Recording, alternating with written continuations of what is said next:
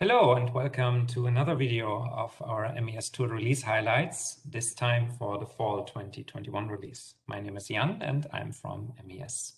Today we're going to look into the newest release of the MES Test Manager, and I have Kai here with me from the MTest team. Hello, Kai. Hello. So the latest release is the 7.6. And we have some minor functionality here that can still be very interesting for a specific use case and users who use these types of features. The first set of news or release highlights are with regard to the interface analysis. And maybe, Kai, you can quickly give us an overview what the interface analysis actually is and what it does. Yeah, sure. So most customers, I think, know the interface analysis. It is one of the core features of MTest, where we collect and store all data related to the inputs and outputs. And this data then is later used for most of the test project artifacts, like the test description, the interface files, and the reports, for instance. Mm-hmm. So now you already mentioned the interface files, so the .io files, and there has now been an improvement in the automatic update of these interface files, especially for batch runs. Yeah, so we increased the robustness of these up-to-date data and update of the interface files. As you said, especially during batch runs and also when you create a test group, so that we have more a needless, up-to-date data here in the interface files. Mm-hmm. And no outdated data there. Yeah, that's very important for the test project. So that's a good feature to increase robustness. Then we have something for users who use enumerations. Last time we already showed how enumerations can be used in the specification editor. And this time we have some news for, especially for custom enumerations. Yeah, so we added the possibility here to manually edit enumerations that were found by the interface analysis. And you are also available to create really custom enumerations by your own. And these custom enumerations and edited files or edited enumerations are then also saved within the MTest project.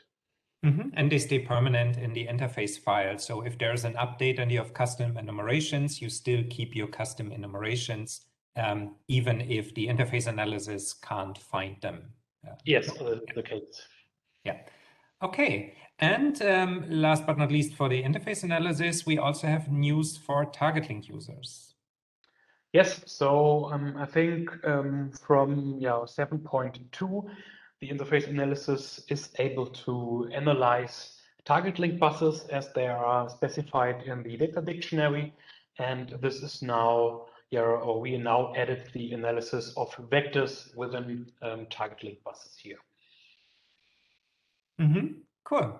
So that's all with regard to the interface analysis, but we have also something else because we also would like to show you, of course, one thing. So it's that some time ago, we already introduced coverage filters with the purpose of filtering structural coverage data from certain modeling elements. So now the MTest report shows documentation of the application of these coverage files. Maybe you can show us how this is done, Kai.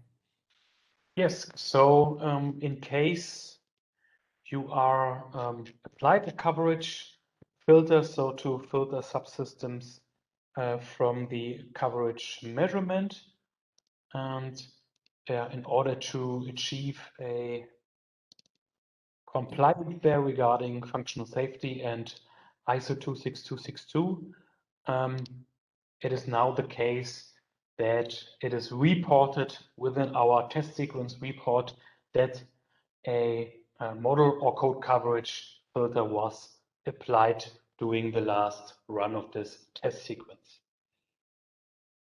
So this, for one use case, fulfills the documentation requirements from a safety standard like ISO 26262, which requires to list all deviations from a standard configuration.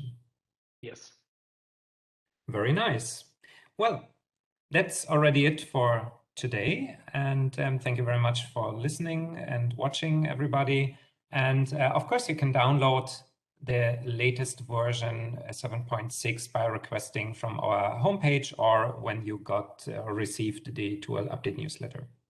So hope to see you next time for our next release. And if you have any questions, please contact Kai or me or anybody from our support team here at MES. So goodbye from me. Goodbye.